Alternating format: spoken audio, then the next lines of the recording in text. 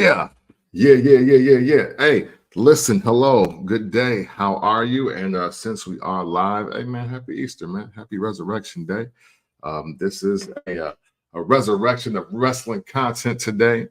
Um, I don't know how, and I've never knew how Jesus and the Easter Bunny had collabed for a day like this. And not gonna take time to figure it out. I'm in my fourth decade of life, and it just I believe in God. That's where we're gonna leave it at. And I enjoy a hard-boiled egg or two. There it is. Gotta cut back on the candy because sugar, when you're 40, it's bad. Okay. Yeah. But that will not stop us from talking about the literal runway. We are literally 5 steps away from WrestleMania weekend. Yes, it is a full weekend for all of you new listeners that have not been watching since The Undertaker was like 37. All right. But we're going to talk about wrestling in an unconventional way. So that means it is time for the first Black Champ podcast. And I am the podcast Intercontinental Champion, Cam from the Port. And I am JR Bang. Make sure you rate, like, subscribe, download, wherever you get your favorite pods. Barbershed Digital is the home. You could go ahead and search out hashtag DFBC.pod and get all episodes. Make sure you get that merch. You see Camp got the chocolate on and that thing. And make sure you follow us at everything at DFBC.p, or excuse me, the FBC pod, excuse me. But great show planned for y'all today because, of course, oh,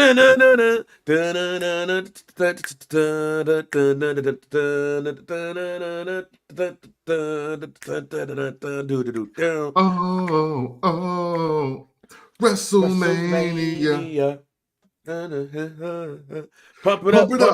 Yeah. Hey, they did that for us. They did that for us. Yeah, they did the pump it up part for us, But man, we are at WrestleMania week. It is finally here. The showcase of Immortals is going on this Saturday and Sunday. Then if you add in Friday, Smackdown Friday, WrestleMania Friday, plus the Hall of Fame ceremony, we are here at WrestleMania week, starting with the Raw WrestleMania, which is coming up tomorrow, April Fool's Day, Landon's birthday as well. Shouts out to my 5-year-old son tomorrow. Yeah. But The Rock and Roman Reigns is going to be in Brooklyn. So considering what happened last week in Chicago, yes, out of all places, first of all, Chicago always show out during WrestleMania weekend. For sure. And this was no exception. This was let me jump out with the hot take. Okay. That was one of the best Raws I've seen in years. That Raw from beginning to end was one of the best laid shows in recent memory. And it started with The Rock doing something that I've never seen The Rock do. Mm-hmm. I've never seen The Rock come into the ring and not say a word. Yeah, you know what? Wow. Yeah, fair. And then leave. And shouts out to Mike B from Some Dude Pod. He was there. He sent me videos and screenshots about how lit that crowd was. Okay. But we talked about this a little bit on Some Dude, how that whole thing was unexpected. The crowd was pissed that The Rock was like, damn, I ain't gonna say nothing to y'all. I'm just gonna whisper in Cody's ear. But inside the ring or inside the audience, when Cody was getting his ass beat, shock and awe. Like, really, okay, what's going on here? Because we ain't never seen The Rock like this. So I asked you, because when this whole thing started with The Rock, it didn't start off good to us. Yeah, no. It's like, no, hell no. But ever since after, like literally after Sing Along with The Rock, It seems like we've gotten The Rock 5, 6.0. Yeah. It's been turned up a notch. This man is sadistic, to use a term always used in the WWE. The Rock has turned sadistic. But my question to you is similar to what we talked about last week, but stepping that up a notch. Is this The Rock's WrestleMania? And everybody else just living in it? Yeah, absolutely. Absolutely. I had no idea that when we got to 2024, we would see Def Jam Vendetta Rock, right? The final boss. He is Def Jam Vendetta Rock. You had to play that game to understand not only what that means, but how hard the final boss was in Def Jam Vendetta. Right. Didn't even know who dude was. Yeah, I had no idea. But now we know it's The Rock. so if they ever make a movie called Def Jam Vendetta, no way The Rock ain't do it. So, but yeah, man, hey, listen. I don't know about many other podcasts and how they talk about wrestling, but I know for sure the First Black Champ podcast has been adamant about saying, yo, The Rock is taking over WrestleMania. Everybody with a belt don't matter. Everybody that ran or won into the Royal Rumble don't matter. It don't matter if you were injured. It don't matter if you were booked early, booked late, booked in the midst of things. The conversation nationally, globally, has been The Rock. And it really went to show it don't matter how I feel about the promos. Don't matter how I felt about Sing Along with The Rock. It don't matter that I felt that The Rock was cosplaying The Rock or that this version of him was trying too hard to be a heel. The one thing that's been synonymous with this entire runway to WrestleMania, especially over the last, 4 to 6 weeks, has been The Rock. Where The Rock is going to be, what The Rock is going to say, how many of his classless, tasteless, or just unfunny jokes we're going to get over or fall flat. It's all been about him to the point where, again, card subject to change, I don't think would change anything right now because everybody's talking about The Rock, good, bad, or indifferent. It's like he's going to WrestleMania by himself. And that's pretty major considering who he's aligned with in this program for this era and this story. How impressed are you with this version of The Rock? Like this, like I said, after Sing Along with The Rock, it's like a switch hit. Yeah. And last Monday in Chicago was a Rock that I don't think we've ever seen. No. How impressed are you with this version of The Rock and where he's taken this story? You know, I'm kind of on the fence, man. I'll be honest. It's like I get it, but I'm not impressed. Okay. If I'm just being honest.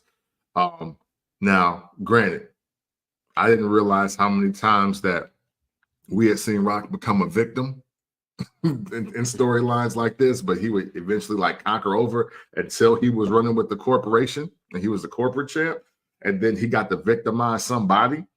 But and then there's just Hollywood Rock, which technically lasted longer than all the other Rocks because we would eventually get nostalgia based Rock, fitness, I'm 40 plus, but I'm just gonna be the swollest dude ever, but I'm still a movie star Rock.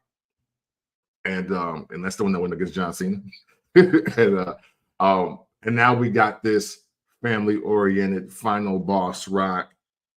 And yeah, he's brash, he's aggressive, he's vulgar, very venomous. And to be honest, that literally speaks to everything I like in a lot of my wrestling characters. But I just don't feel it from this guy. I just don't feel it. It's and obviously, I'm not in the demographic that's supposed to take everything that I see seriously or as realism when I'm watching wrestling. But I think there's a layer of acting to me that is taking away from the authenticity that normally I feel The Rock possesses. So for me personally, I totally get it and I totally understand what it has to be, but it's not connecting with me. I'm impressed with the pivot. The pivot is something that I don't think we was getting Final Boss Rock when all of this started. The pivot is what has impressed me. Because this was definitely, to me, feel like on the fly.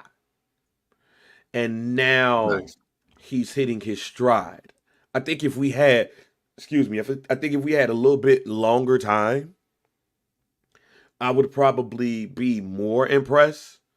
But you know, if you had those like 5 boxes where it was like not impressed at all, somewhat impressed, neutral, somewhat impressed, very impressed. Yeah. I would be in the somewhat impressed because of the pivot. Yeah. And I feel you with the acting part, because when The Rock shared the video of the continuation of Cody Rhodes getting his ass beat after Raw went off, I was like, we're getting hella performative at this point. Yeah. It was hilarious. It was more, come on, man, with The Rock on, fam. Like, I ain't saying cut and then, pick Cody up, but but still, fam, stop hitting him. Like, you can stop now, my G.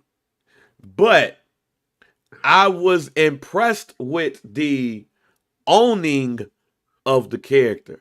Yeah. At that part, I was like, yo, we acting right now, but he owning it at least. Yeah. And I ain't gonna front. If this was 13-year-old Bang, 13-year-old Bang would be like, yo, Rock went nuts.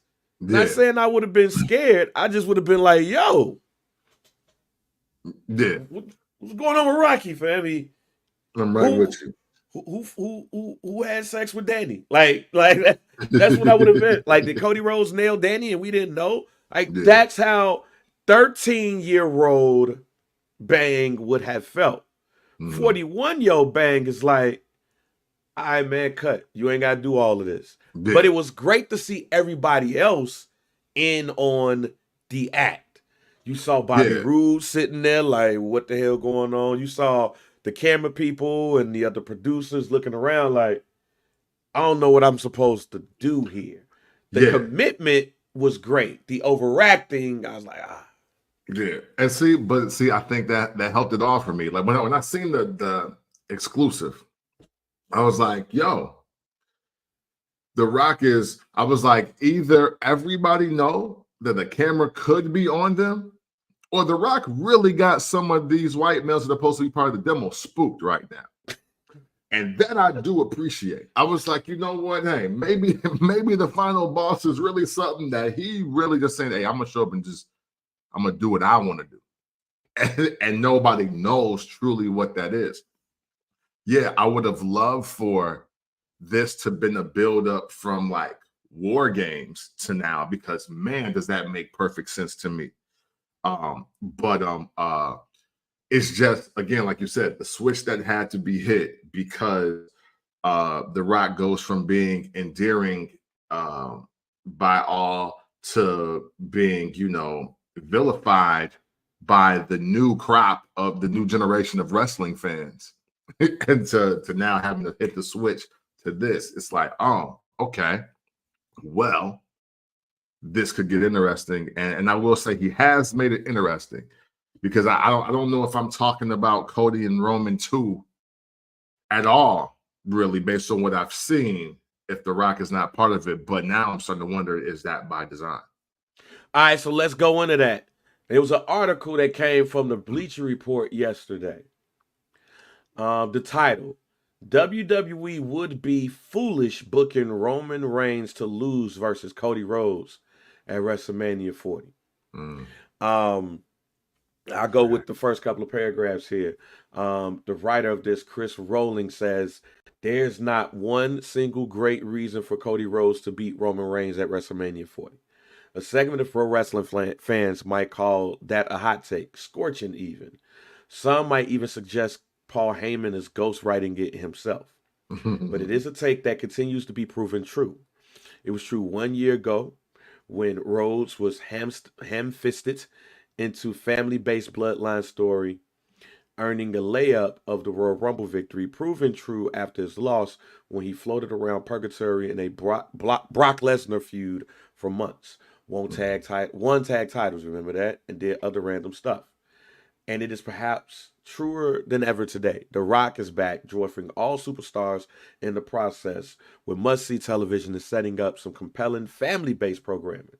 So it's two questions that I have for you. How do you feel just about that title alone, that this writer believes that it would be foolish for Cody Rhodes to win? And is The Rock showing us that they had it right all along in having him go up against Roman Reigns instead of finishing the story? Yeah. Hey, and it sounds like he's a fan of this show. Listen, hey, listen. Let's keep it. I'm not going to regurgitate a lot of the things that I've said over the last few weeks, but yeah, man, finishing the story again. I've never been on board with finishing the story at WrestleMania specifically. I've never been on board with that. And The Rock, you know, you can play any card that you want here, right? But let's look at like some stone cold facts here, all puns intended. There's a handful of guys that we've seen in our lifetime, Bang, who can show up over 45 years old, show up and say that they're going to be at WrestleMania and start telling a story that gets everybody excited about WrestleMania. And The Rock has proved that he is now in that class. It was Steve Austin. It was Hulk Hogan, whether you love him or hate him. Hell, it was Ric Flair. And I would even say The Undertaker and Shawn Michaels. That is it. That is it. I know Triple H want to be in that class, and you done something. You spent the budget. You broke the bank on a lot of them intros, bro. But unfortunately, you not there. And it's no disrespect, because I think the only guy that's next to get in that class is going to be Randy Orton. And that's just, and again, that's just respectfully speaking to everyone. And what that means to me here is, yeah, hey, The Rock was going to do what The Rock does. It's like, you know, we call people legends and we call people icons and we say that they move the needle and all these buzzwords and everything that comes out about certain superstars. And I'm not saying that it's wrong, but The Rock has definitely proven that there is levels, because he don't wrestle every year. Okay. He don't even got the Undertaker schedule when this is happening. And for everything considered with the prototype of wrestling and how we all have that moment where we hate to see people get released. We hate when people unfortunately pass, or they go to a different federation or organization, or they just disappear and we wonder what happened to them. And then the game forgets them, you know, like, and we don't mean to do it. It's just that we're just dialed in on being fans, and we always have that what now moment, and then we move on. This is one of the true anomalies where everybody that matters arrived, and The Rock showed up late, and The Rock is running shit. Like, that's crazy. That ain't supposed to happen. Like, Vince McMahon couldn't have called this. Like, we've seen audibles. We've seen some pretty damn good audibles through, and not just for WrestleManias. So that's what makes this even more important. The fact that The Rock is able to come and do this at 50 plus, when literally we were saying at January 1st that hottest wrestler in the world is Cody Rhodes. And we knew for it, like, even though the bloodline thing was getting stagnant, we were hoping for something to just resurrect. Seth Rollins on fire. CM Punk is back. Drew McIntyre is resurrected. But all of that all of that looks like it's just a level or two lower than The Rock deciding that he want to whoop everybody ass, cuss, and go to WrestleMania for the entire weekend. Yeah, I think The Rock is out to prove a point. The Rock is out to prove a point that this is supposed to have been the main event, Roman Reigns versus me. And I think that sometimes when you're acting, you can pull from experiences. You can pull from things that you really truly believe. I think what The Rock is doing is a big fuck you to the fans of Cody Rhodes in a good way. This is what y'all want. I'm going to show you why y'all shouldn't have wanted that. Because, quite honestly, we'll have our predictions later today. But if I was a casual fan, I would have looked at Monday and been like, why the fuck The Rock going up against him? That's what's going on at WrestleMania. I ain't watching this shit. Right. Like, this is not even David versus Goliath at this point. Y'all want to talk about burying somebody, y'all? Y'all want to talk about burials? Just speaking for me. The Rock buried Cody Rhodes on Monday.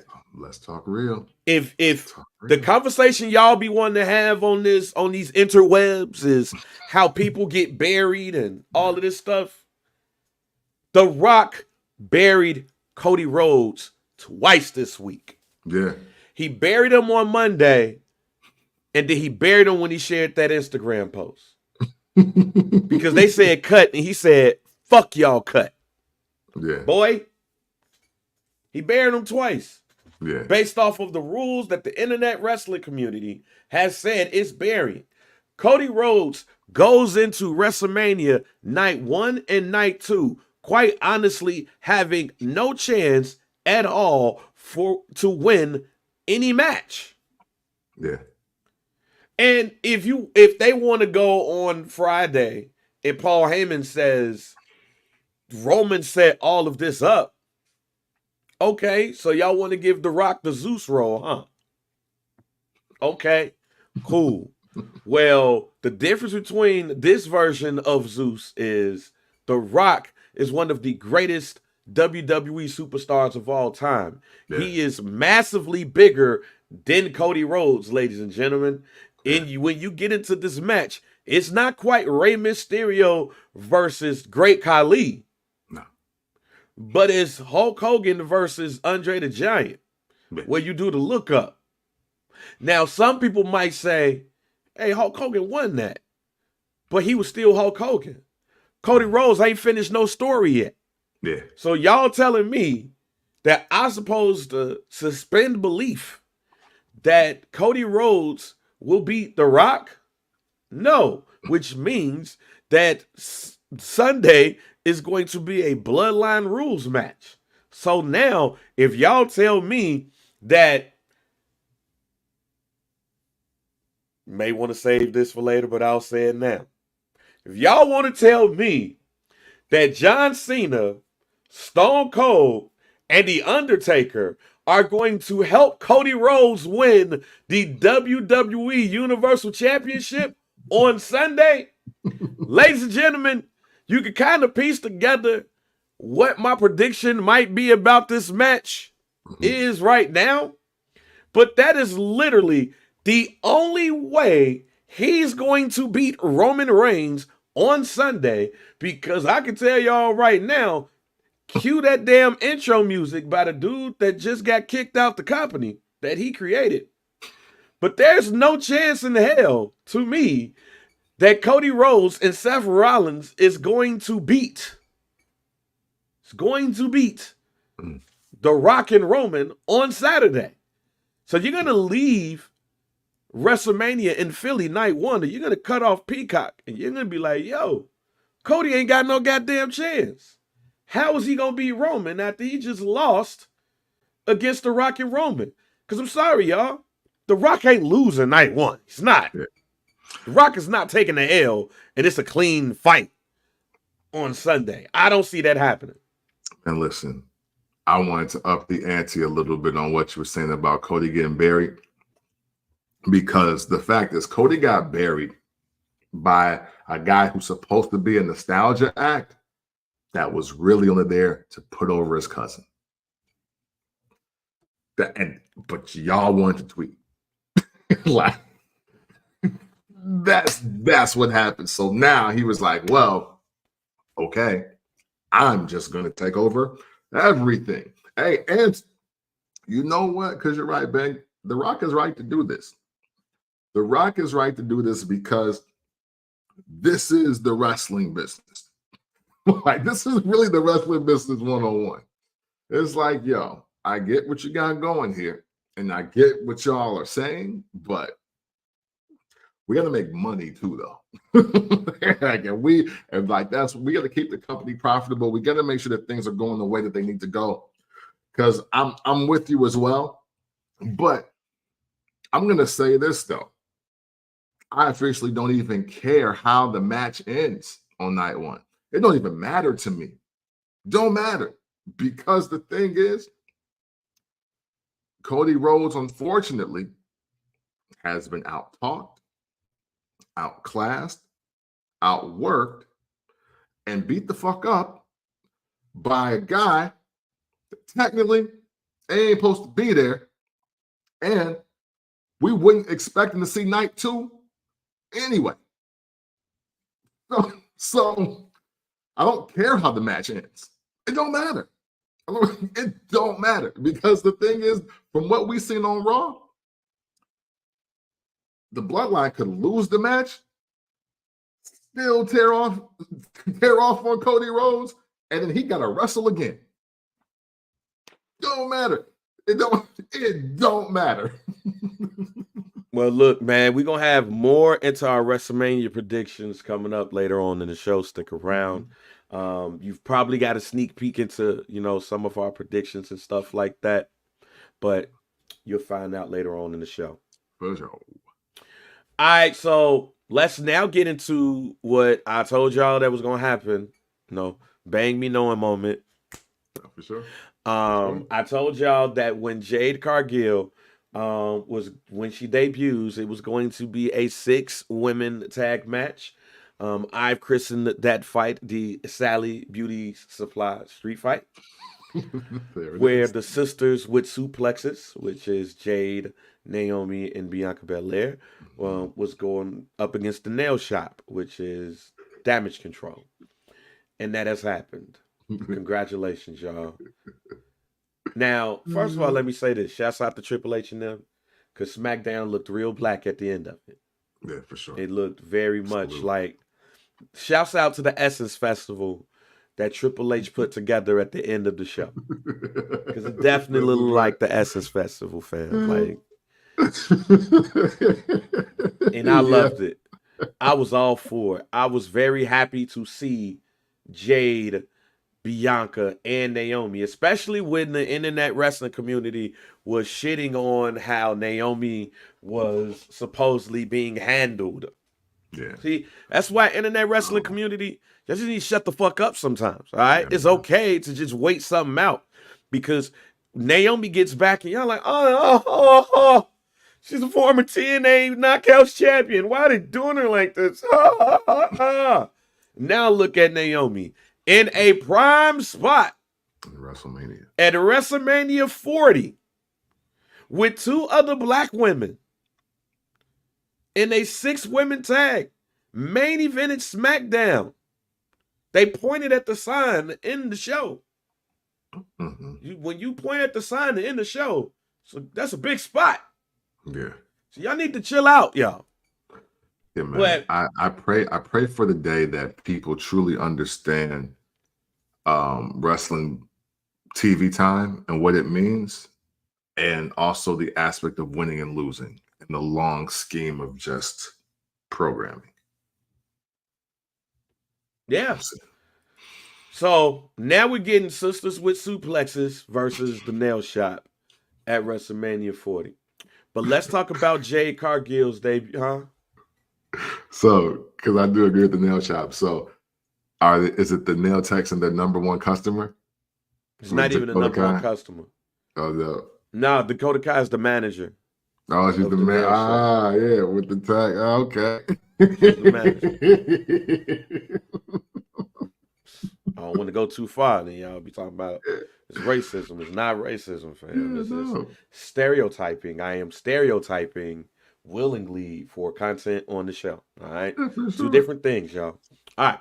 That being said, let's go to let's go to Jade Cargill. She signs a contract. She poses. She has on something that Grace Jones will be very proud of. Yeah. And I think that white men, ages 18 to 34, really loved seeing that black woman come down to the ring Oh, yeah. in that attire. What was Absolutely. your thoughts on Jade Cargill, her promo speech and everything, and what you feel like we can expect from Jade? You know, I'm going to speak in a manner of giving grace. So as I give grace to Jade Cargill, I'm going to say she's doing a really good job. She's doing a really good job at the slow burn, at the slow cook. Yes, she came out with the favorite flavor of fruit roll up on her body.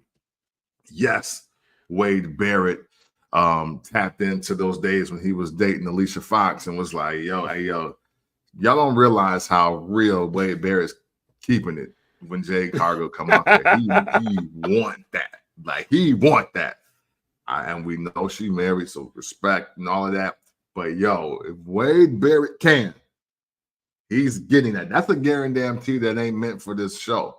That's the FW, not suitable for work. Yeah, that's my NSFW guarantee this week. Jade Cargill better watch out because Wade Barrett want to Adam Copeland that. All right. So I'm afraid I got some bad news. hey, right. Hey, and Corey Graves keep calling him bad news. It's like, yeah, he is going to, hey, but shout to Wade Barrett. Hey, respect. I get it. But I'm going to offer some grace, man, because you know what? Even as I was initially very critical of Jade Cargill being thrusted into the spotlight in the WWE, I look at a lot of just the other women in the roster that honestly, she's not at the back of the line. And then she never was. She's somewhere in the middle with that X Factor slider on 99. You know what I'm saying? So I look at this as a great moment for her. And you know, with Bianca and Naomi, you're obviously gonna be 100 when it comes to the actual match. So they are literally just giving her ISO to be a star, and everything on SmackDown proved that. I think they got her in the right mix. And man, hey, listen, this is protect your future 101 that we're watching here. And I'm not mad at it. I'm not mad at it, even though like Bianca is still the future, right? But the fact that they are going to leverage this for Jade and Bianca to exist at the same time, y'all need to understand how big that is, as well as how Naomi is in that mix as well. Like the layers of how great this is for all three of these women, but especially Jade right now in 2024, going into WrestleMania 40 in Philly, who's that Philly crowd is going to love Jade. And that is a very big, like just a moment in time, man. Please do not get on the internet with that bullshit next weekend. Enjoy this, embrace this, because it will definitely mean something way much more by the time we get to WrestleMania 50. Oh yeah. So let me first say this is why I wish I had a daughter. Because as much as I watch wrestling, my daughter would watch it. And she would see three strong black women that is up on that stage and say, I could do that too if I want to. Yeah. Like from an optic standpoint, from a women's standpoint, black women's standpoint, Black Women's History Month coming up in April. Women's History Month currently going on in March. This is great. Is almost like Triple H was like, yo, so what's going up? Well, it's Women's History Month, so yeah, we gotta do something around that with the women. Oh, we didn't know this holiday existed. Black Women's History Month is in April. Oh, word. Oh, say less. It's almost like Triple H planned this perfectly for the tent poles that was going on. With that being said, oh man, if the ring working, ain't saying she got to be out here doing, she's not saying she has to be Charlotte Flair, Mercedes Moné, Becky and Bayley. Well, I removed Bayley out of that. Yeah, she could be Bayley or Becky because I like their work in the ring, but they're different. They're not as acrobatic. They're mean. They're mat technicians, so to speak. So she could be 3/4 of what they are. Ladies and gentlemen, y'all got a megastar on y'all hands. Yeah. Because if y'all listen to that crowd, how that crowd, it wasn't even like a pop to me. It was shock and awe. Some of it is because what she had on. Yeah. But a lot of it is just flat out because of what she got on. You can tell she's a physical specimen. Yeah. Like how she entered the screen in general, the silhouette, and then she posed, and you saw all of the curves in her arm. Yeah, Forget the body edge, just in her arm. Yeah, no. She's a physical specimen that has enough power moves in the arsenal where you like, yeah, we need that. And just even when she did her finisher, rolled Kairi Sane over and did the lick of the hand, oh, you could guarantee the demographic nuts was moist after she did that shit. Kairi Sane. They was like, yo, word. Right. Oof. Yeah, that's on slow-mo and somebody PC right now. Yeah, hey. Ooh. Somebody's wife was like, yo, you looking too hard at that TV. Sorry, Amber. You're right. You're right, babe. Shout out to Amber. Let me go ahead and pause this so I could go ahead and clip this for me. Put this in my iPhone. Yeah. So that's one. Two, I think they set up the win because you're putting her up next to Naomi and Bianca Belair. Yeah. The optics on that is great, of course. But the other part of it is that she's not going to have to work heavy. Yeah. I can already tell you right now, the people who's going to be taking the bumps, the person who's going to be taking the bumps is Naomi. Absolutely. The hot tag is going to go to Jade Cargil. The save is going to go to Bianca Belair. Yeah. The pin is going to go to Jade Cargil. Absolutely. Set it up. Absolutely. That's how it's going to go. Yeah. And Jade is going to be better for it. Jade gets the slow burn like Diesel got with Shawn Michaels. Yeah. We'll see what happens when we get to SummerSlam. But the slow burn is going to continue. And they're going to make sure that she's done right. And if done right, ladies and gentlemen, y'all got a megastar on y'all hands. Yeah. She will mess around and overshadow every woman on that roster just off of her look alone. Yeah. I got a question for you. What's good? I'm sorry. I apologize if you were not finished with that statement. But I was good. Do you feel like just from the Royal Rumble to this build up to WrestleMania, from just a character development stance, do you feel that Jade's work in the WWE has already superseded her impact and work in AEW? Oh shit. That happened at the Royal Rumble. Like, and see, her time at the Royal Rumble superseded anything she did at AEW. It's not even close. And see, that's what I want this just naive wrestling community to understand. Because you can show up in the organization, you could win a belt, you could hold it for a year, and you can, win all these matches and blah, blah, blah, laissez-faire. You can call up rappers and actors and athletes and slap people in the face, all of that. But what does it mean? Like, what does it mean at the end of the LL was doing that shit. That nigga did that shit about 5 times on Raw. You know what I'm saying? I don't know what the fuck that was doing, a Deep Blue Sea promo. so was that Deep Blue Sea or was that Rollerball? No, it was Deep Blue Sea because it was supposed to be like the shark thing, right? I think. I don't know. Hey, but if it was Rollerball one, that's crazy.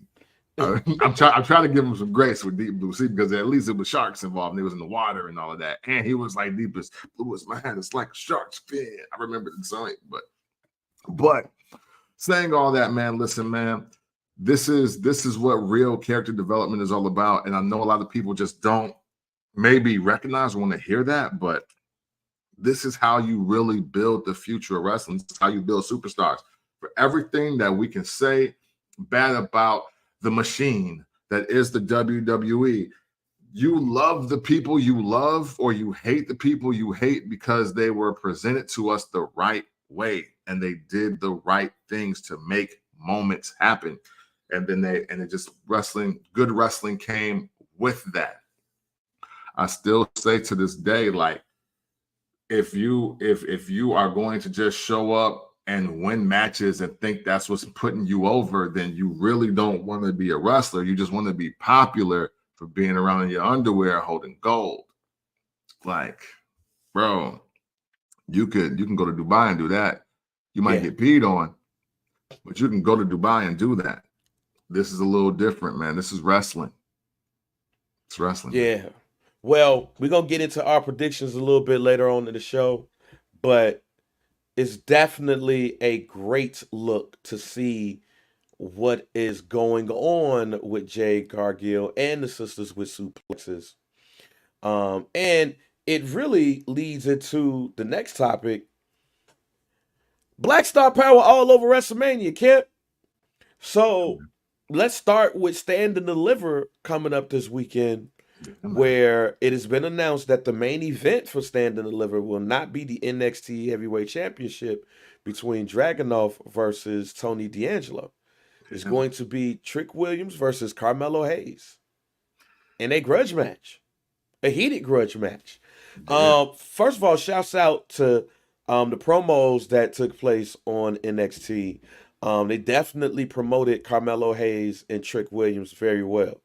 And showed how personal this match is between these two. And then you go from there and you head into, WrestleMania night 1 or night 2, depending on, when these matches take place. But you have Jade, Naomi, and Bianca.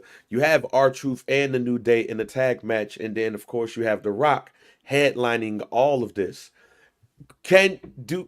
Would you say or could you say that even though Sasha Banks and Bianca Belair did main event headline WrestleMania Night 1 a couple of years ago, and of course that was big for women and big for the culture, does this weekend supersede that weekend, that night, where for the first time you saw 2 black women main eventing a WrestleMania?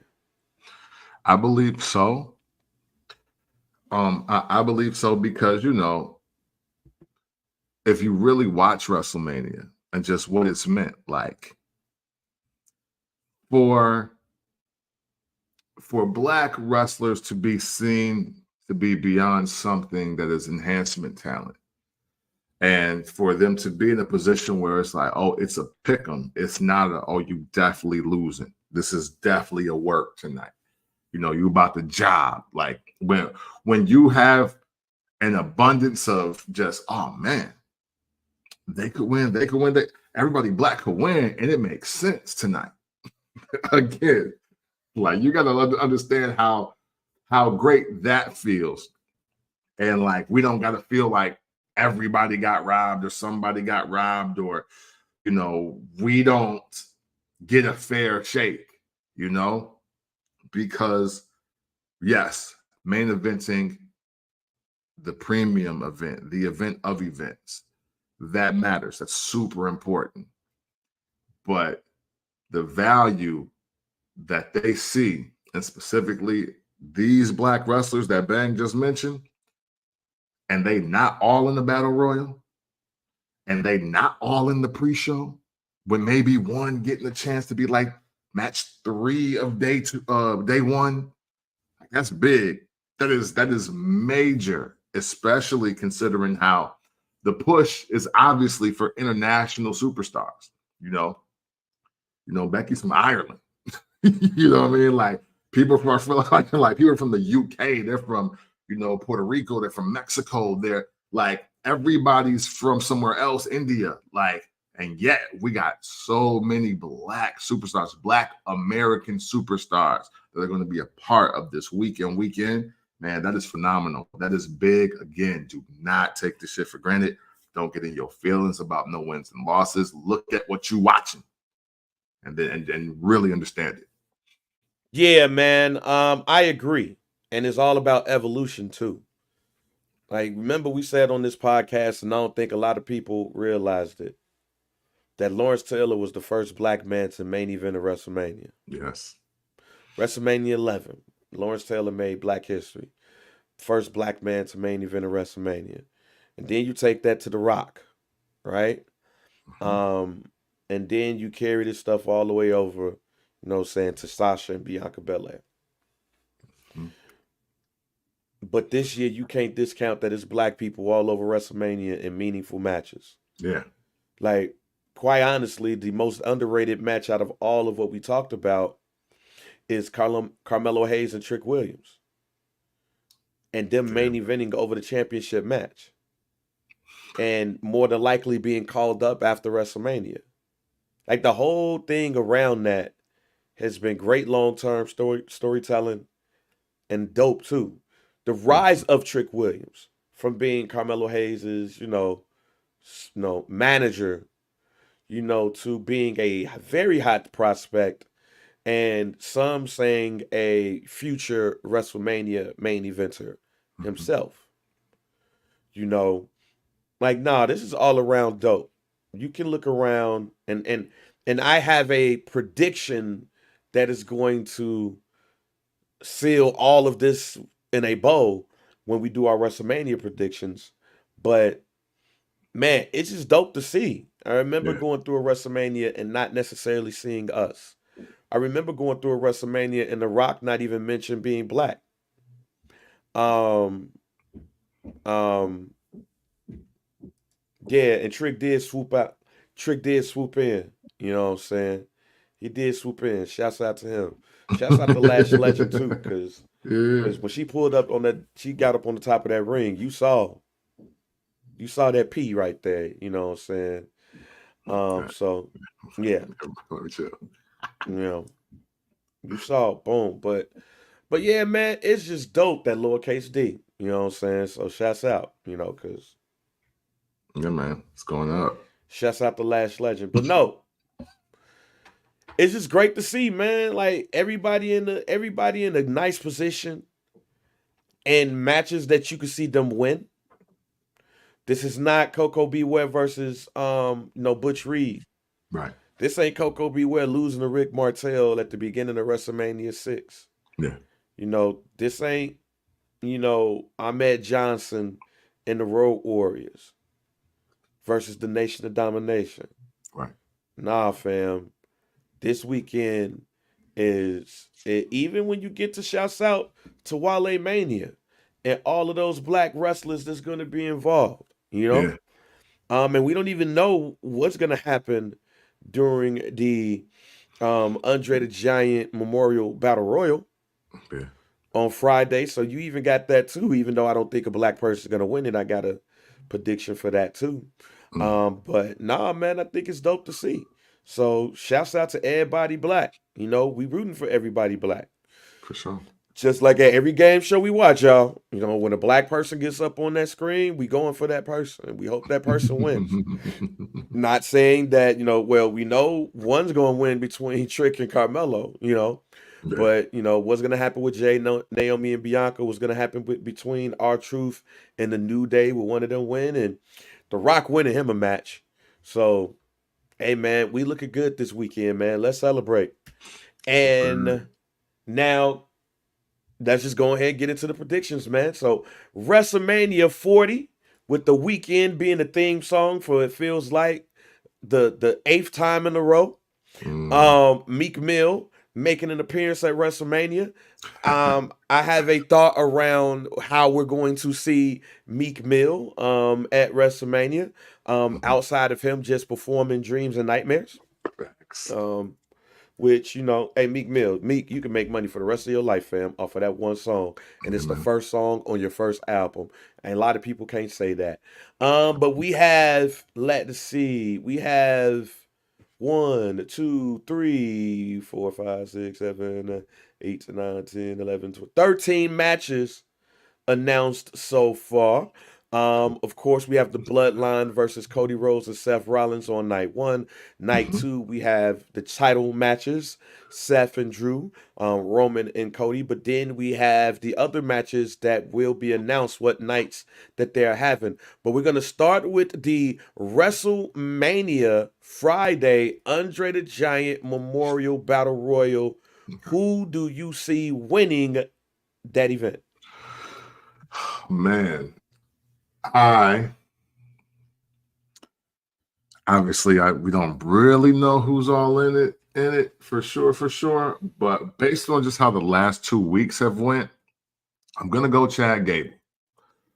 Gonna pick yeah. I'm gonna pick Chad Gable to win it because I like the shift that's happening with him. And Okay. Before you go, let me throw out the list, some of the list of people who have been announced.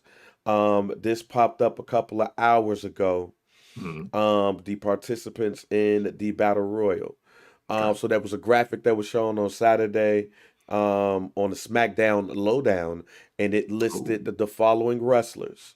Not saying it'd be more, but this is who was listed: Andrade, Ricochet, Chad Gable, Big Bronson Reed, Shinsuke Nakamura, Omos, Julius and Brutus Creed, Ivar, Akira Tozawa, Otis, JD McDonough, Apollo Crews, Cedric Alexander, Ashante D. Adonis, Elton Prince and Kit Wilson. Yes, boy!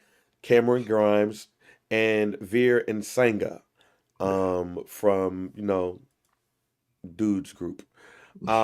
So more could be announced, but those are the people who've been announced so far. So now I ask you again. We'll ask you: is Chad Gable still your pick to win the battle? Absolutely, still my pick. That actually made it worse. I thought you was gonna throw a name out there. It's gonna be like, oh, you know what, man, he could do it. No, not gonna do it. Not doing that. Hey, listen, Chad Gable. I like the shift that's happening with him. I like the fact that after losing to Sami Zayn, he was like, yo, hold up. Like he had a Kanye West verse 2 touch the sky moment. Like, man, these niggas that much better than me? Nah. He was like, I need to go to WrestleMania. Like, you already been there. Like, I like that he taking losing personal. He could really suplex people with a waterhead. So I'm picking Chad Gable. Chad Gable, Alpha Academy is about to turn up. And maybe, just maybe, they either all turn like a heel faction or he just goes solo and just starts suplexing the life out of everybody. But I'm here for it. I'm officially also stamping Chad Gable is having a second wind of a breakout year because of that. Big meaty men bumping meat. Yikes. Bronson Reed is gonna win the Andre the Giant Memorial Battle Royal. Once he beats Sami Zayn on Monday with interference, Yeah, and Yeah, but still, he won. I was leaning actually towards Omos being in it and winning it because I know they just be trying things with him and stuff. But Mhm. I've leaned on the big Bronson Reed to win the Andre the Giant Memorial Battle Royal in honor of big meaty men bumping meat. Wild, All wild right. work. All right, let's go from I'm gonna go on LinkedIn, excuse me. I'm gonna go on Wikipedia and go Word. from bottom to top. Like right now, do the show. Hey man, some of these folks might end up on LinkedIn after WrestleMania. You That's know what a I'm saying? fact. But let's go to the LWO, Rey Mysterio, and now the newest member of the LWO, Dragon Lee versus Santos Escobar and Dirty Dominic Mysterio. Let me say this now. This match has me pissed off. This match should be a mask versus hair match, but it's not. And it is pissing me off that 2 years in a row, the WWE can miss the boat on a mask versus hair match. Mm. But I got Rey Mysterio and Dragon Lee winning this match. Who you got winning this match? I got Dom and Santos with Carlito helping him. Ooh. It's like, yo, wait, hold up, bro. Yeah, I got Dom and hey, Dom and Santos with Carlito helping them to the point where like the real story is like, yo, I think they're gonna keep playing on the is Rey Mysterio a really good guy story. I think they're gonna keep going with that. And I think this is just another situation where that happens because honestly, no matter what, and there's honestly no disrespect to any of them, but the match I would much rather see is Carlito versus Rey Mysterio out of all these five gentlemen. That's what I would like to see. If we're going to see a match, I want it to be them, and that's only because Dom is not ready to go against Carlito in the manner that I think he could like accelerate his career to. It is. I'm going to move on to the next match. Bianca Belair, Jade Cargil, and Naomi versus Damage Control. I'll kick this off by saying you damn well better believe that the Sisters with Suplexes is going to win this match. No question. I told you how the match is going to go. Bianca Belair is going to start it off. She's going to tag in Naomi. Naomi's going to take the beating. The hot tag is going to go to Jade Cargill. Bianca Belair is going to make the save, and then Jade Cargill will give her finisher to Dakota Kai, the manager of the nail shop, and she is going to win it for the team. Her music plays at the end. Who you got? Mm, I definitely got sisters with suplexes, right? Um, However, I do have Jade getting the pin on Kyrie Sane only because I think there's good program between her and Dakota that could happen, and good program with Asuka that could happen. And because it's like, so just like, yo, Kyrie, take this pin. It's WrestleMania. Like, it's cool. We Might we we lead to got the some rest of the tag team summer. matches. Might lead to a tag team title match on the Raw after WrestleMania. Well, so that's a theory. Logan Paul, Randy Orton, and Kevin Owens triple threat match for the United States Championship. Who wins and who takes the pin? Man, y'all know the vibes, man. Listen, even though, but I'll say this is WrestleMania. This is WrestleMania. But no matter what, my pick is Logan Paul. And I'm actually gonna say Randy Orton's gonna take this pin. Mm. I I wanted it to be Kevin Owens, but I'm officially just not sure what is happening with Randy Orton now. And once we've seen him really like power through the elimination chamber, I don't know. Maybe he's more in the mindset of, hey, yo, man, what if I just really get this kid over? And we just retool. So my mind says that Randy Orton takes the pin over, takes the pin for Logan. But my original heart pick was Kevin Owens is taking this pin to Logan Paul. We agree on this one, on both counts. I think Logan Paul wins, and Randy Orton is taking the pin. Randy Orton taking the pin, he's going to put the kid over. I think this is the best way to do it. Randy Orton is going to do good by the kid, especially with SummerSlam coming up in Cleveland. Maybe we could see Logan Paul versus Randy Orton in Cleveland, but which would be dope in the boys' hometown. But I have the same thing. Randy Orton is going to put the kid over. So let's get it. Twin versus twin. Twin, where have you been? Uso versus Uso. Jimmy versus Jay. Rikishi's kids. Who wins this match? Going with Jey Uso, man. Everything Jey Uso, main event Jey Uso. It's a real thing, a very real thing. And honestly, he just got to knock some sense into his brother so he can stop making those crackhead eyes at him during his promos. You know what I'm saying? You my brother. You know what I'm saying? What I love about Jay's promo, I want to say it was maybe 2 weeks ago now, where he was like, hey, bro, just come on, just jump down. Just come back, bro. Like, we ain't got to do all this. Like, it don't got to be this way. So now I think he gotta take it back to Roman's original promo when this tribal chief stuff started. I'm going to whoop your ass. And then it's all love. like, I'm gonna whoop you, and then you can jump down with me, and we good. And that's what I see happening for this. I'm picking Jey Uso, no question. I'm picking Jimmy. I'm picking the older brother because the older brother needs the rub more than Jay needs it.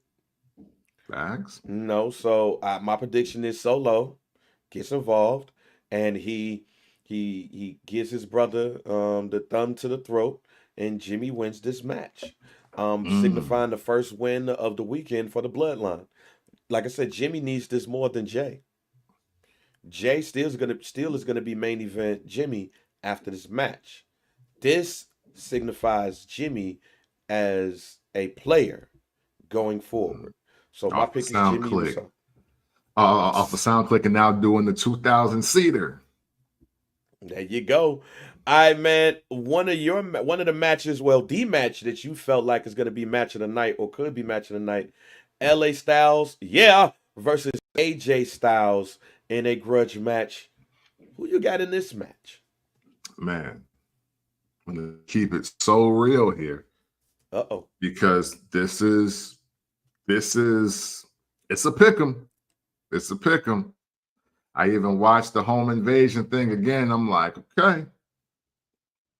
Now I'm going to say that to say this. LA Knight has to win this match or he done out here. And I know that might sound pretty wild. But the one thing, even as we were building up the LA Knight character, and I kept saying, the guy who has been on board, I was like, he need these significant wins. And right when I thought he pieced some together, damn, it really looked crazy that he didn't beat Roman Reigns the way he did, and then he really started just losing again, or everybody seemed to be jobbing for LA Knight. And while he is still hot, he's not as hot as he was this time last year or last summer. I'd say probably be best last summer. And now I feel like LA Knight has to win this so he can get put in the last half hour of SmackDown.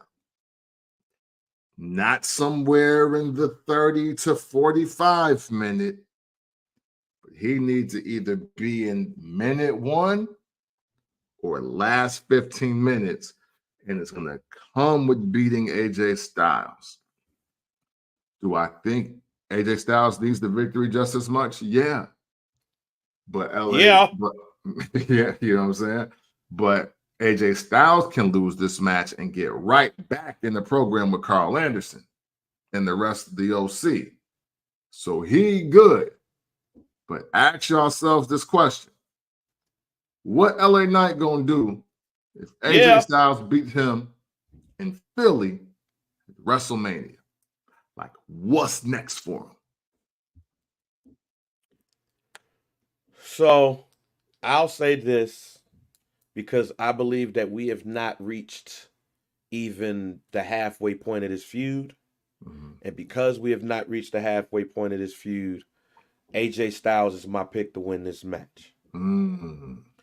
I think that LA Knight will eventually win this feud, but it has to continue at some point. And what I mean by that is that you can see them going head to head with each other the next time we see each other on TV. So my pick in this match is AJ Styles, so he could get back in the win column, but also continue the feud.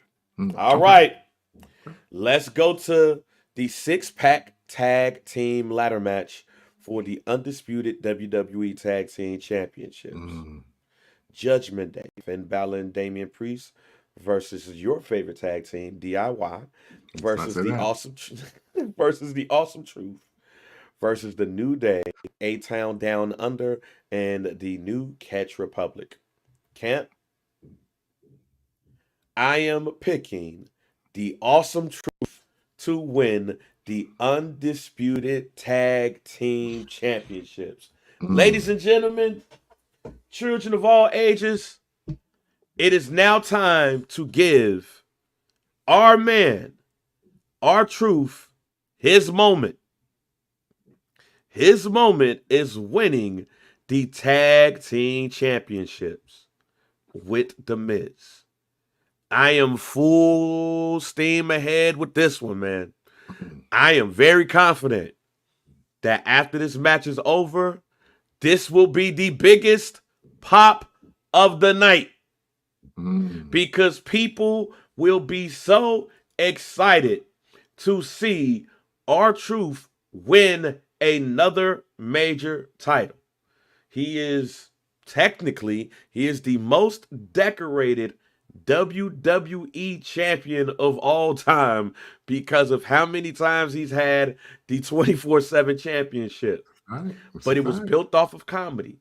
And this is kind of built off comedy too. But if you notice, the feud has really been the Judgment Day versus R-Truth. Yeah. R-Truth will be taking home the tag team championships with his man, The Miz, who has been laying in the weeds. But ever so often, you need The Miz elevated. Ladies and gentlemen, the Awesome Truth, the next WWE Undisputed Tag Team Champions.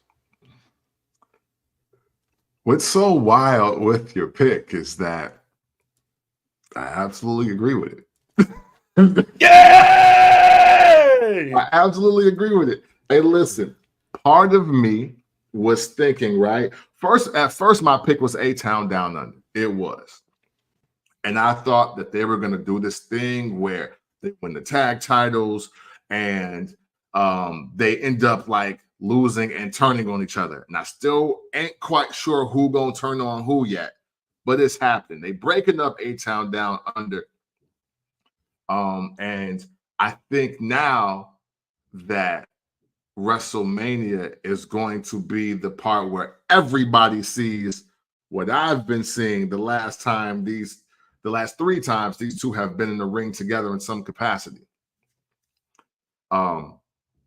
And so with that said, this 6-pack challenge is the culmination of R-Truth versus the Judgment Day. This is the end. They end this story because everybody has a story, gentlemen, ladies and gentlemen. Hey, look, everybody has a story. Cody just told you his, okay?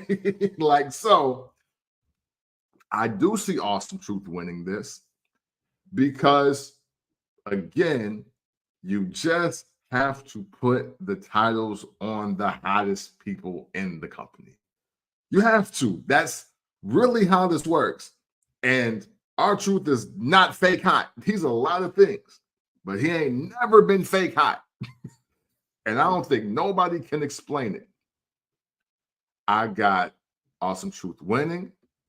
I got Damian Priest taking the pin. And I got Philly going absolutely crazy when R-Truth and The Miz win, giving The Miz that one time in his WWE career where he's won a match and everybody actually loves him for at least 90 seconds. Yes, we are on the same page. Yeah. I am happy to hear that. Let's go to our man Gunther versus Sami Zayn for the Intercontinental Championship. Do we see the longest reigning Intercontinental Championship reign of all time end? Or do we see it continue? I'm going to go with continue. I'm picking Gunther. I know what this is supposed to look like, but not with the run Gunther's been on. I don't care how great this match is, bang. I don't care how great this match is. You can't paint a picture to me where Sami Zayn going over on Gunther and winning the Intercontinental title at this stage in the game makes sense to me.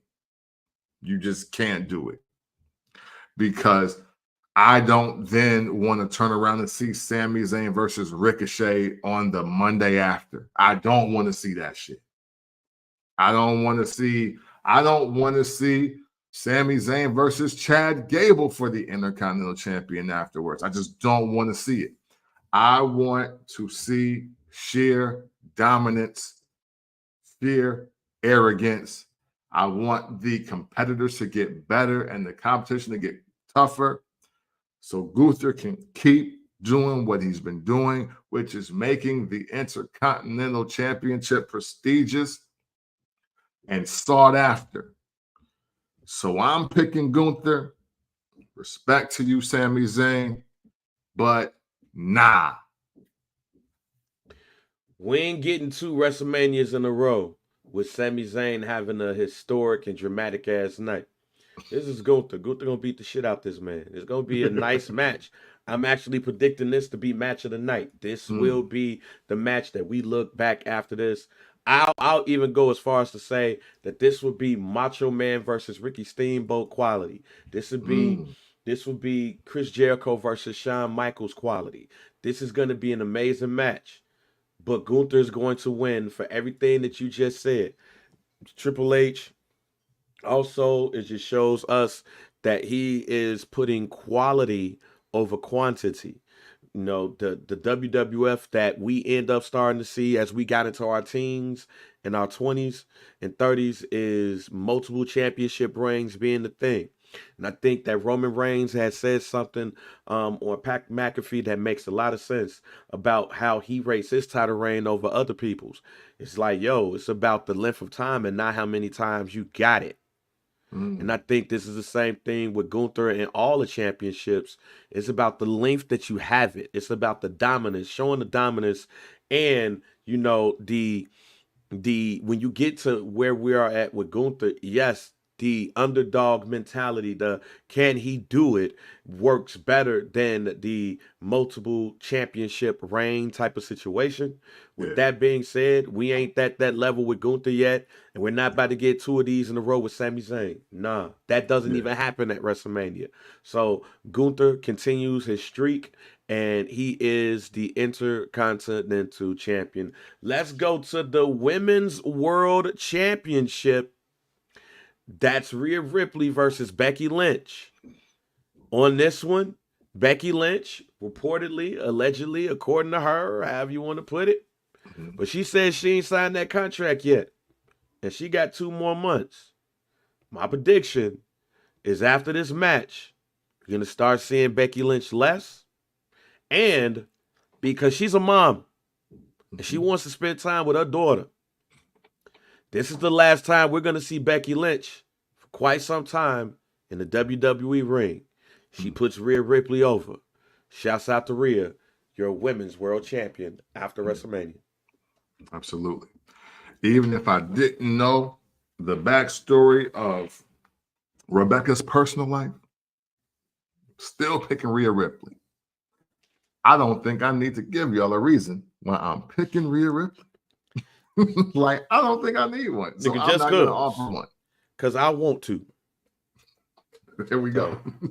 So there we go right there. All right, let's go to the WWE Women's Championship.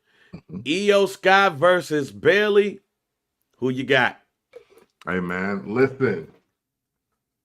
I've been picking Bayley damn near annually for everything First Black Champ related as far as predictions go. You have. This will absolutely be no different. I am picking Bayley to win her. I don't know what championship this is, but I know that she is high up on that list of just the title holders in general. Going over on Io Sky, totally ending the feud with Judgment Day, moving on as being now this new reinvented face in the WWE. Oh man. First of all, I pop up on Facebook and I see this post. I'm gonna text you this so you can see what I was talking about as far as Carlito goes. Oh, Carlito, okay. But look at my man's face right there. But yeah, Bayley to win, man. Bayley is about to get her WrestleMania moment. We're not getting Hugger Bayley, but we're gonna get somebody who feels like this is my moment, and she is going to cheer. And yes, Carlito finna turn heel, fam. He gonna do something, fam. My man's face was just like if he didn't know that was gonna happen, Right. or if he did know, hey, Carlito's a great actor. So shouts out to him. But yeah, Bayley's gonna win that. All right. Let's go to night one. The Bloodline. Cody and Seth freaking Rollins. If Rhodes and Rollins win, all member of the Bloodline will be barred from ringside during the undisputed WWE Universal Championship match on night two. If The Rock and Roman Reigns win, the match will be headlined under Bloodline rules. This match will be held under Bloodline rules, which means there is no rules. Yeah. Everybody gonna be in that bitch. Camp, I'll go first. Okay. Like I said earlier, The Rock ain't losing at WrestleMania to no Seth Rollins or no damn Cody Rhodes. The Bloodline will win the main event at night one of WrestleMania, making everybody go, how is Cody Rhodes going to finish this story? Yeah. Oh my God. The odds are against him. The Rock is going to be on color commentary. Jey Uso is going to be ringing the bell. And our man Solo is going to be the guest enforcer. Some callbacks, y'all. Remember the guest enforcer?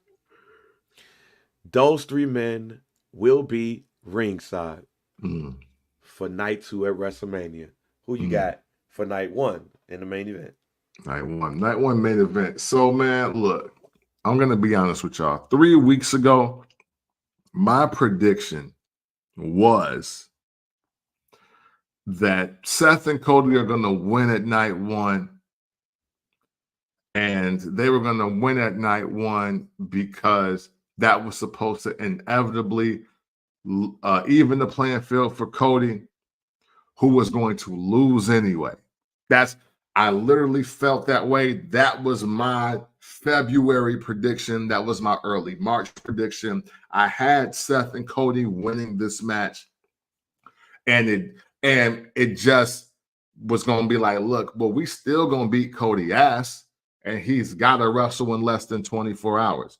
That was going to set up for Roman Reigns to get his first clean victory in like 2 years over Cody at WrestleMania Night 2 to prove, hey, fuck your Royal Rumble, both of your victories. Solo not here, The Rock in here. Like, use any excuse you want. You showed up for the match. I beat your ass. It is what it is. That's what I had.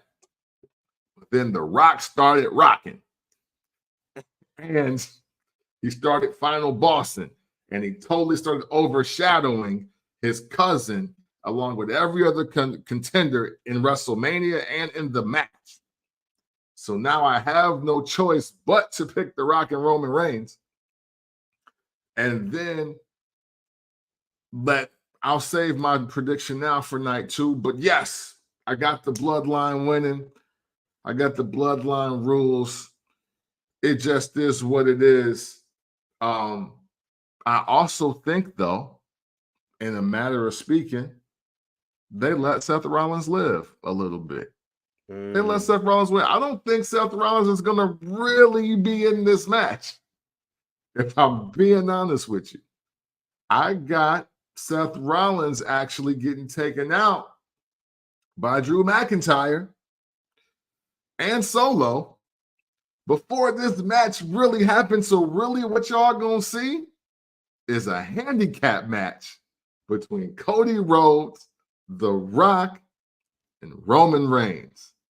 So that way, no matter what happens, you already know that Cody is not leaving Philly with a title around his waist.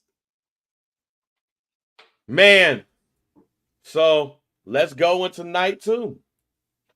Let's start with Seth freaking Rollins versus Drew McIntyre. Who leaves that match the World Heavyweight Champion? Damian Priest. I'm not wavering. And we both got Damian and Finn Balor losing the tag titles the night before. So I literally have the regroup for Damian Priest specifically being cashing in. And it don't matter if it's a triple threat match. It don't matter if Seth win. It don't matter if Drew win. But I don't have Drew winning because, again, sticking with my prediction from February, I got Seth getting cashed in on screwing Drew McIntyre out of his shot. So now the feud now becomes Damian Priest versus Drew McIntyre because CM Punk is still not healthy enough, but he can't antagonize for him saying like, yo, I'm not even there. You still can't get it done. Like, hey, who chose you? Who chose you? Like, that's the important questions that we still got out here. So, yes, I got Damian Priest leaving as the World Heavyweight Champion on night 2 at WrestleMania. So let's just say it's going to be a lot going on in this match. Facts. Because CM Punk is apparently going to be at the announcer's table. And you do have the threat of Damian Priest. And I think that threat of Damian Priest is going to carry into the match. I just believe, however, that Damian Priest will not cash in. Because I'm going to hold on to my prediction that happened some years ago. I'm actually going to go in a different direction with a prediction that I said months ago.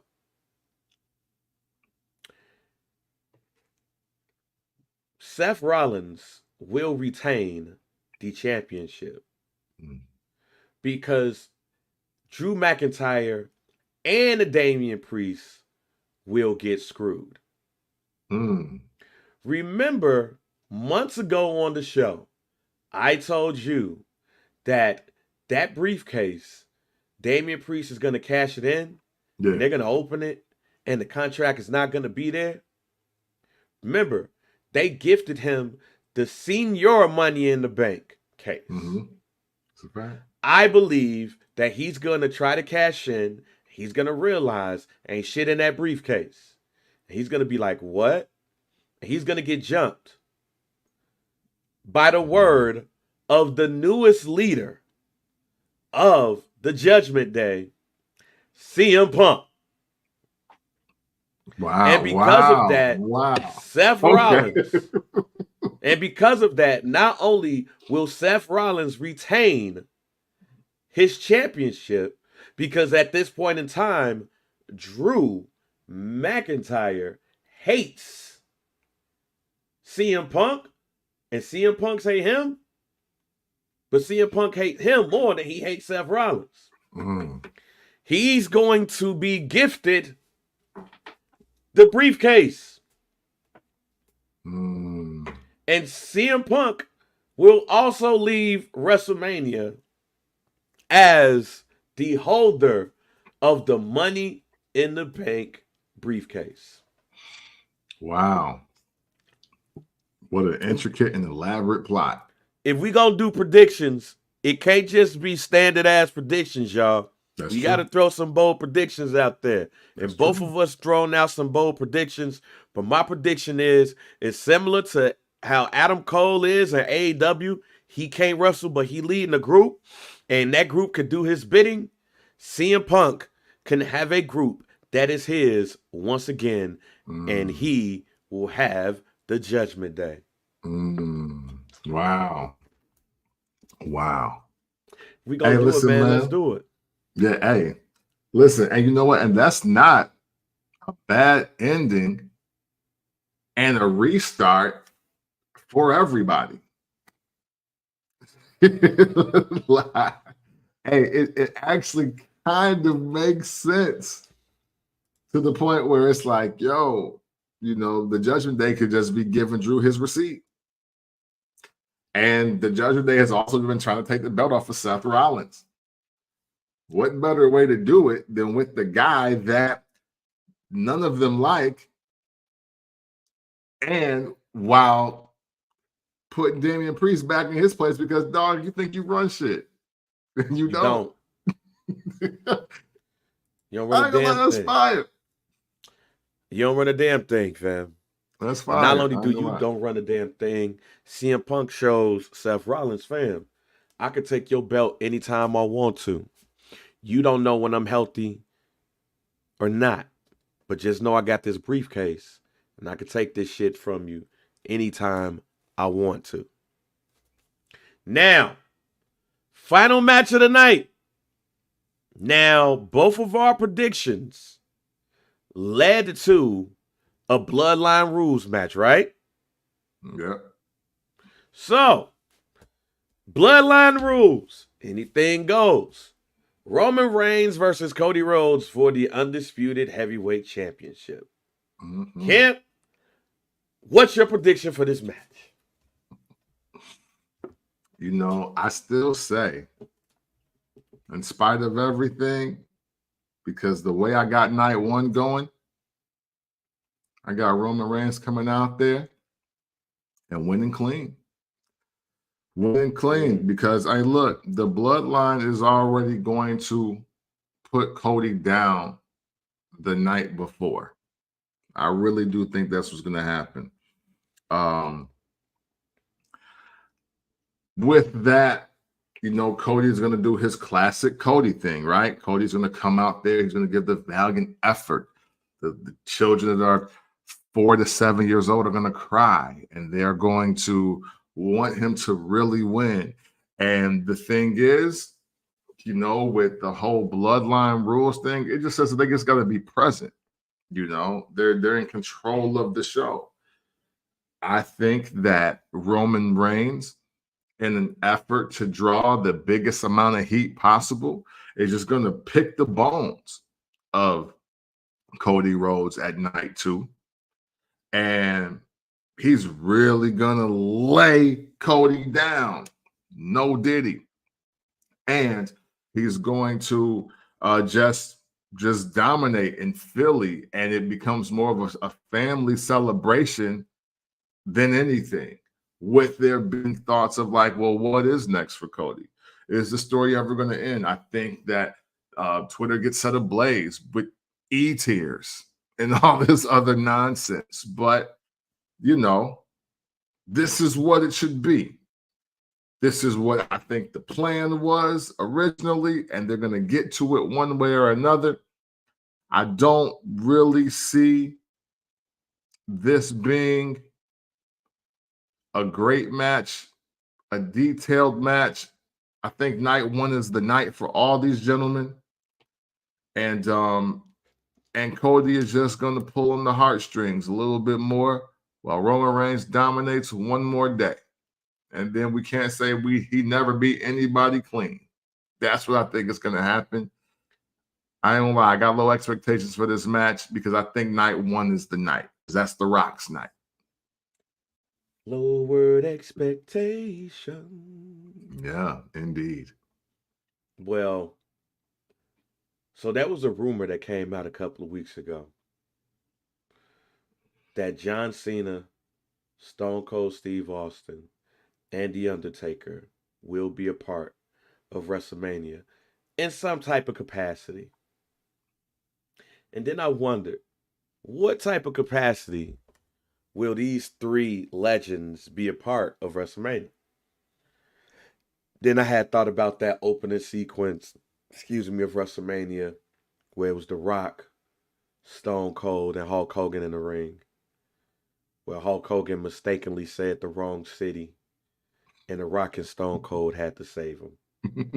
And I was like, maybe they could host, or they could do the same thing at WrestleMania, especially since The Undertaker is all of a sudden in the talking mood. Mm. Mark Calloway is out here chatty patty. Mm-hmm. And then I thought about it. If it's bloodline rules, and as anything goes, and as The Rock said, you can have him at the announcer's table, Jimmy ringing the bell, and Solo, you know what I'm saying, being around the ring in some capacity with the wise man running around. I had said to myself, that's a 3-on-3.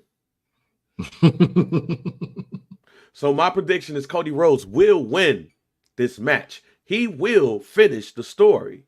He's going to finish the story because John Cena, The Undertaker, and Stone Cold Steve Austin will stop the interference of the bloodline, thus giving Cody Rhodes the one-on-one that he so rightfully deserves. Wow. Don't y'all want to see The Rock and Stone Cold hit each other again, y'all? Don't y'all want to see that? Nope.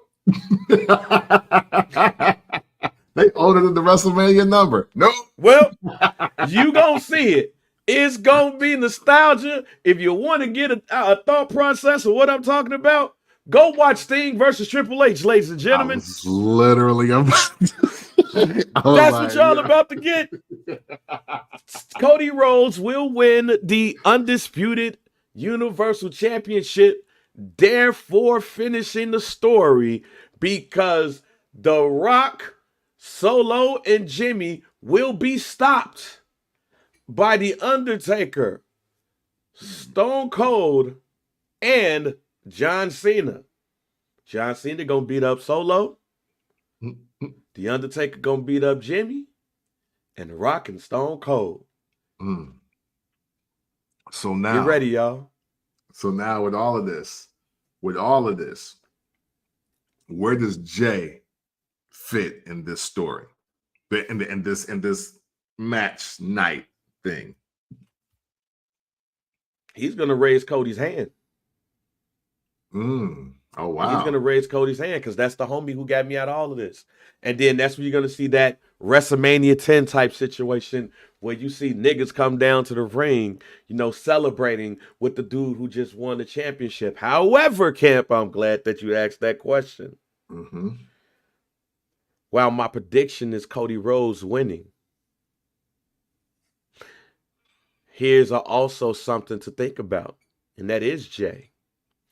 Also, remember what I told y'all a couple of months ago when I said it would not shock me or surprise me that if Jey Uso was set up to be the heir to the tribal chief.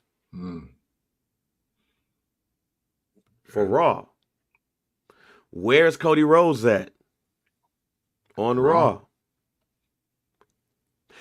It would not shock me or surprise me that if, after all of that, nobody does come down there to celebrate. What will happen is that Jey Uso will super kick Cody Rhodes to either cost him that championship, and Roman look and goes,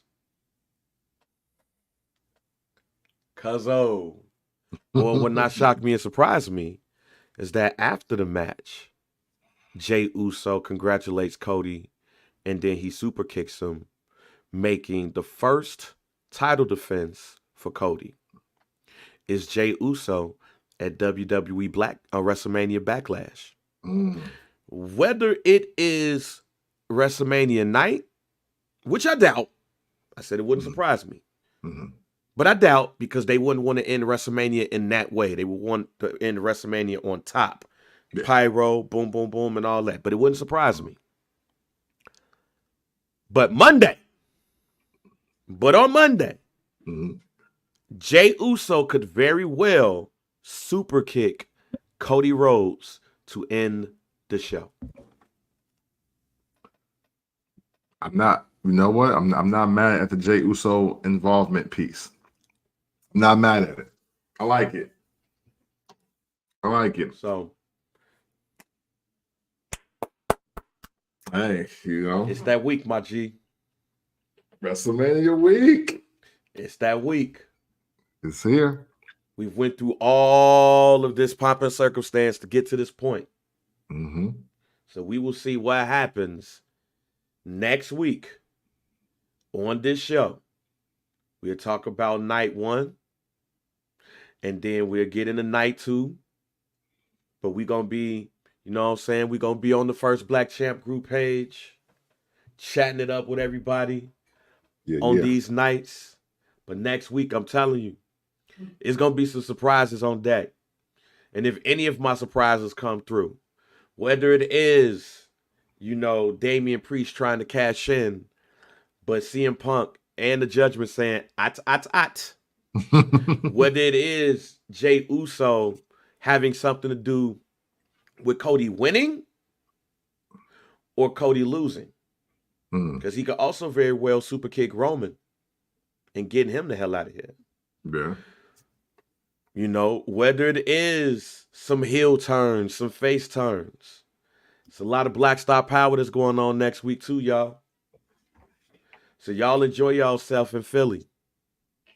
Meek Mill try to get from underneath this Diddy shit. Because I also believe that Meek Mill is going to lead the sisters with suplexes out to the ring. Yeah, hey, yeah. Them coming out the Dreams and Nightmares makes sense. They gonna do the Dreams and Nightmares performance.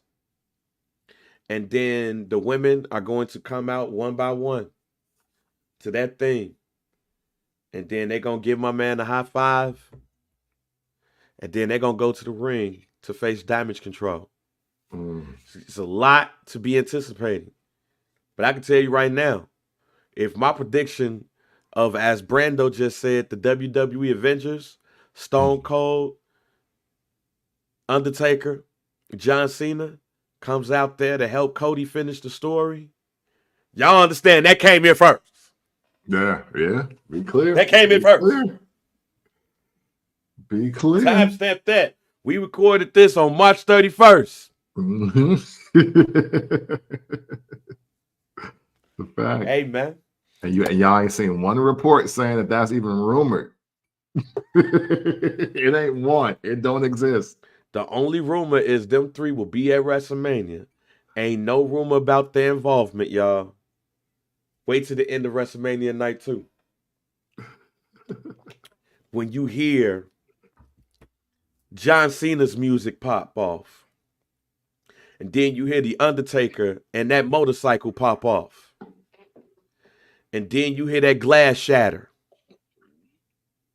and Paul Heyman be sitting there like, and then they all get pushed out for Cody and Roman to finish the story. And then Jey Uso pop out. And everybody's like, what's Jey gonna do? End us off, Camp.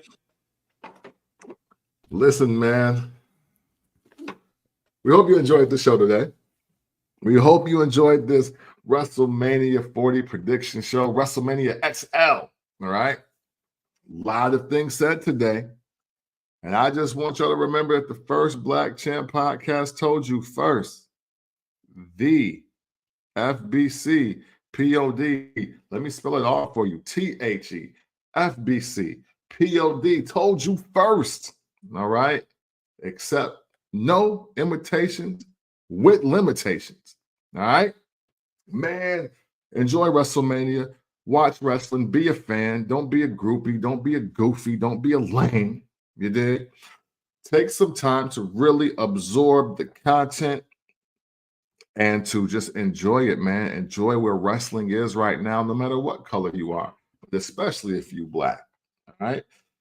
Thank you all for being a part of the FBC community with your likes, comments, shares, questions, comments, rumor, innuendo, shared video clips, and all of that, man. Obviously, Bang and myself, we could do this show without your participation, but you are all what make the FBC community what it is. And for that, we sincerely and graciously thank you. So whenever you want to talk about wrestling in an unconventional way, you do so by checking out the First Black Champ podcast. Pick, VP, DOC, and we are out. Absolutely fuck Johnny Wrestling. He ain't winning, huh? No, hey, and you couldn't even steer the train to make a victory for DIY, could you? Nope, couldn't do that one. No, not happening. It's Black excellence, y'all. You That's why. You Pixar face ass boy.